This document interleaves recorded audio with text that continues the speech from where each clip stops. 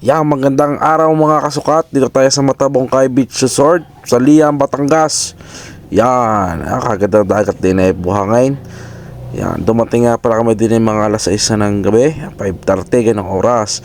Yan, ito ang aming vicinity, ang aming paggagalaan at pag-iikutan yun. O yun, may foreigner, may bangka pag gusto nyo mag-island hopping. Yan, mga bangka. Yan, kung sa may kayak din diyan. Yan, ang Kuya Lex. Videohan ko daw, videohan, nakakita ng two-face. Talaga kaya kalo ko talaga Mr. Pakboy. Yan, ang Kuya Ian.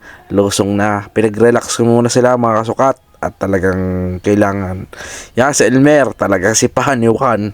Lublob agad. Yan. Higa ang Kuya Ian ay yung mga floating cottage. Yan, si Manong.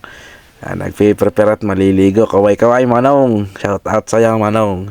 Yan, si Panuan, si Elmer. Yung geng 2 joints daw.